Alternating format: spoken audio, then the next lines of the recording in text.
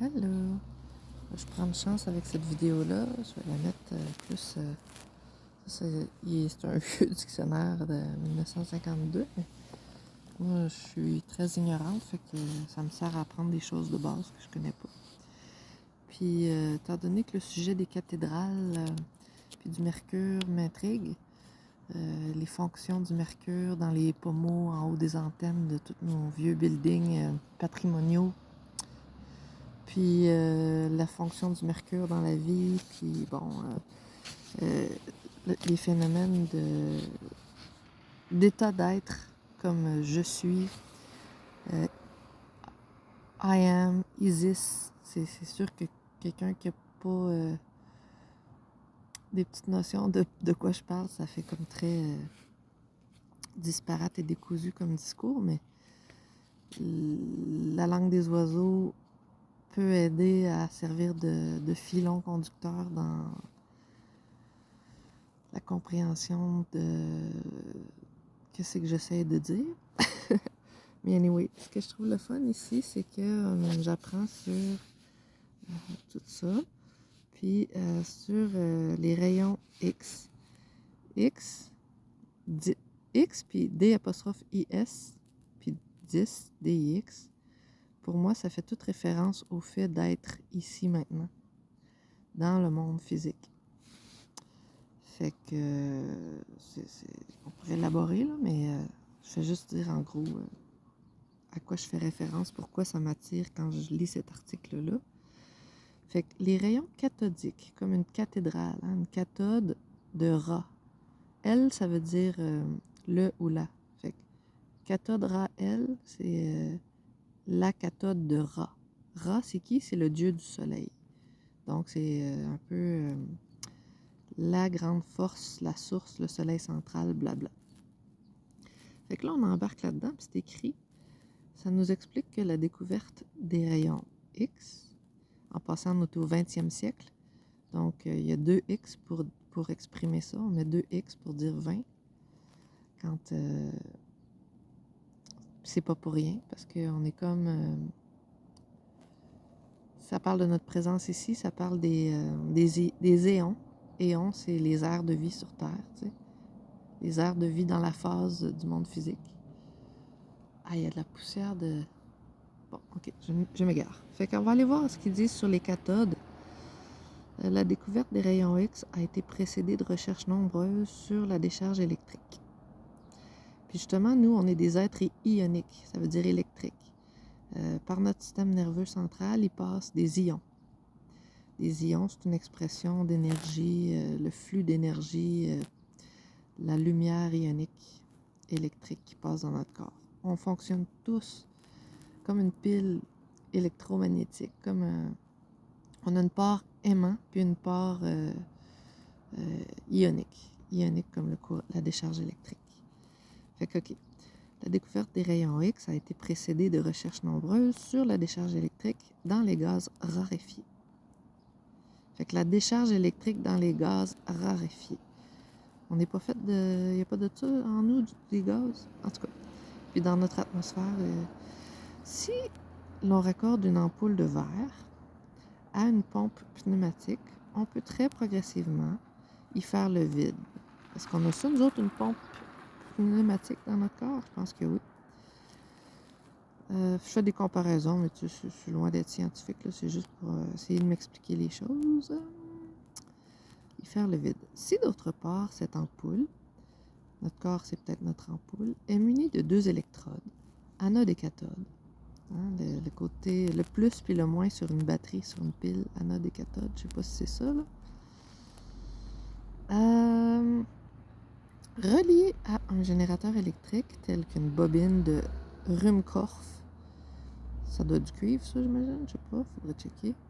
On pourrait y faire passer un courant électrique à haute tension. En diminuant progressivement la pression du gaz de l'ampoule, on observe les phénomènes suivants. C'est parce que c'est un dictionnaire médical, fait qu'il montre des noms de maladies, tout ça.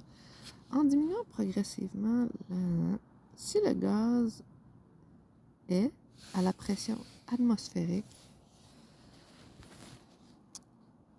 la décharge électrique se fait sous forme d'étincelles. pression du gaz est de 2 mm de mercure, tiens, le mercure qui rentre en ligne de compte, comme il y en a dans les pommeaux des antennes de nos cathédrales, comme il y en a dans les TV puis dans les radios aussi, dans une petite ampoule qui permet de changer de poste, changer de canal, changer de programme. Quand la pression du gaz est de 2 mm de mercure environ, on observe dans l'ampoule des phénomènes lumineux, variés. C'est le tube de Geissler, 1 sur 100 de millimètre de mercure. Ah non, de Geissler. Quand la pression du gaz atteint 1 sur 100, 1 centième de millimètre de mercure, la mercure, on remarque une lueur au niveau de la cathode. Et toute la paroi opposée à celle-ci manifeste une vive fluorescence. C'est le tube de Crookes, figure 1630. Cette fluorescence... Ah, et où la figure 1630? C'est celle-là ici. Cette fluorescence est due à des rayons qui naissent de la cathode. Les rayons naissent de la cathode, on pense cathédrale, OK? Et qu'on appelle rayons cathodiques. Oups.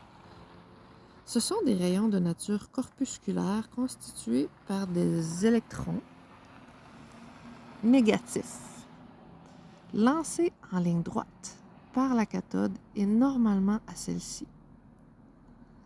Ces électrons négatifs, ou négatons, arrachés aux atomes, Adam, atma, c'est toute la même notion. C'est la petite graine de matière qui dégage un champ, un spectre, une atmosphère. Donc, ces électrons négatifs ou négatons, arrachés aux atomes, sont des grains d'électricité négative sans aucun support matériel.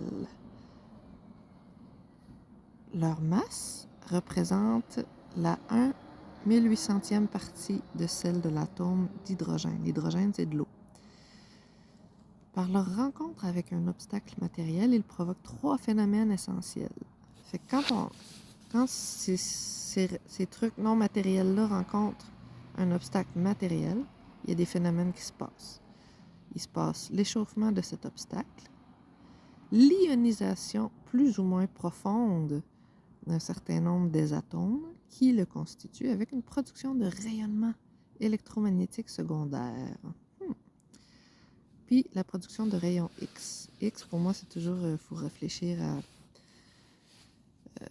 là où, tu sais, quand tu es sur ton X, tu es, tu comprends? C'est le fait d'être. Bon, puis là, on en rentre dans d'autres choses. La découverte de Röntgen, je sais pas comment le dire, là. Röntgen, en décembre 1895. C'est tout, on a tout découvert dans les années 1800. Hein? C'est comme si là, dans les années 1800, là, c'était le Great Reset ou le grand éveil à tout ce qui est technologie qu'on utilise aujourd'hui. Bon, fait que cette découverte-là, en décembre 1895, lui, supposément, hein, on donne des noms de personnages, mais souvent c'est du langage des oiseaux à décoder, découvrit qu'un tube de Crookes, enveloppé de papier noir et placé dans un laboratoire obscur, rendait lumineuse une lame de carton recouverte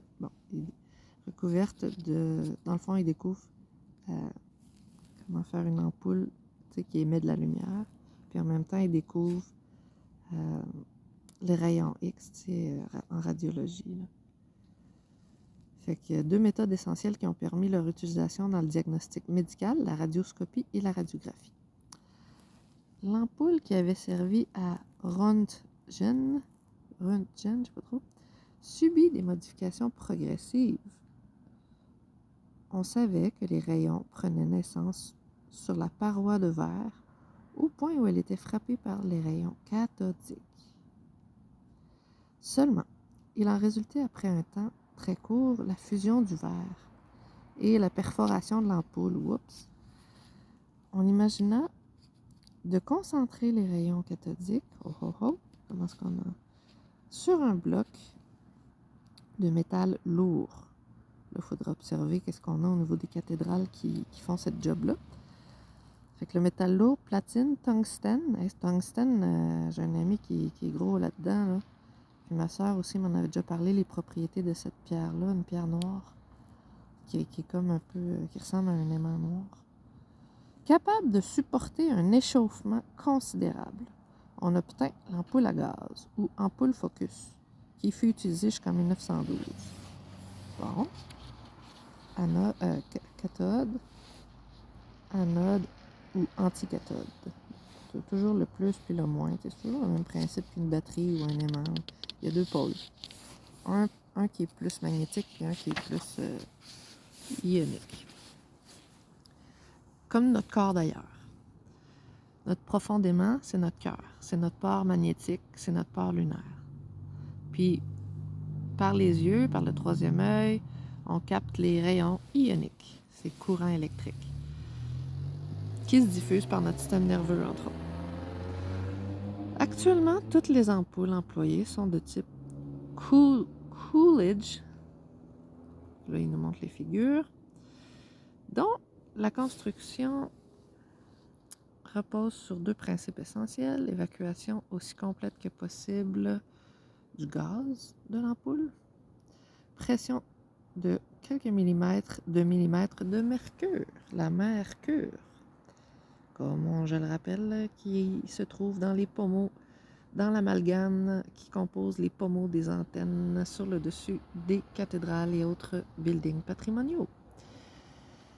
Les électrons négatifs nécessaires pour produire le faisceau cathodique générateur de rayons X sont obtenus par échauffement d'un filament de tungstène, effet Edison, comme Thomas Edison. Thomas, c'est du langage des oiseaux.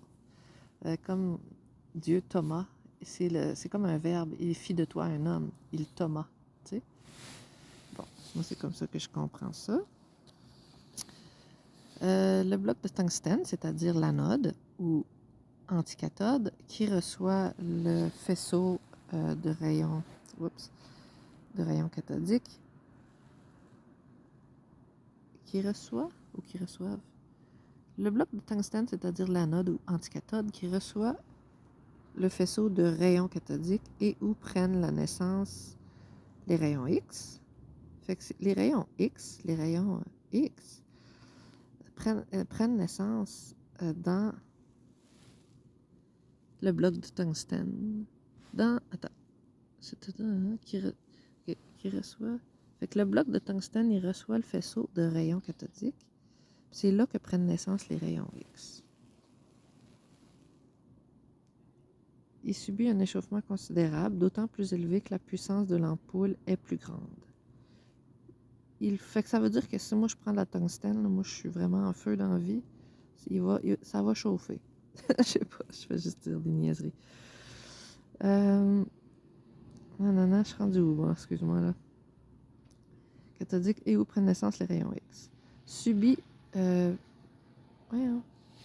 échauffement considérable, d'autant plus élevé que la puissance de l'ampoule. Il faut refroidir cette anode. Hein? Cool down. Par adjonction de radiateurs à ailettes, des petites ailes, ou par circulation d'eau. Ben, carrément, ça tombe bien, on est fait d'eau, nous autres. Je ne sais pas combien de pourcents, entre 70 et 99, des cristaux d'eau. Pour obtenir des sources de rayons X fines et des ampoules puissantes, on a introduit récemment les ampoules à anode tournante. L'anode, c'est un disque circulaire dont le bord est constitué par une lame de tungstène. C'est intéressant, le tungstène, hein? Ce classique est animé d'un mouvement de rotation rapide. OK. Et c'est sur le bord de tungstène que vient frapper le faisceau cathodique. C'est ça la figure qui montre. Qu'est-ce qu'ils disent là? L'anode tournante qui vient frapper le faisceau cathodique. Bon. C'est quasiment fini, là. Mais je vais arrêter, je pense, parce que là, c'est sûr que ça doit devenir un peu lassant à entendre. Mais puis il parle ici de la nature des rayons X. Les rayons d'Isis. La nature des rayons X. Le rayonnement X est un rayonnement vibratoire. Ben oui, tout est vibration. de même nature que la lumière, le feu de l'esprit ionique, la source des sources. Comme elle, il se propage de façon rectiligne à la vitesse de 300 000 km par seconde. Les rayons X ionisent les gaz. Hein? Tout est ionisé. Comme la fleur de lys, ion. Toujours une question d'ionisation. Les grandes réionisations, c'est les grands changements d'air et les airs de vie sur Terre. Fait que les rayons X ionisent les gaz, traversent les obstacles matériels, impressionnent le film photographique, les photons, c'est la lumière, provoquent la fluorescence du platinocyanure de barium, du tungstène de calcium, etc. Ils sont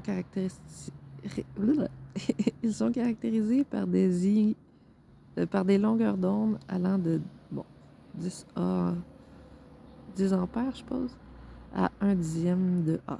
Bon, ça, là, je suis pas très capable de comprendre les maths. Fait que c'est ça. Merci. Bonne journée. Un beau soleil. Les ions négatifs qui nous frappent la face.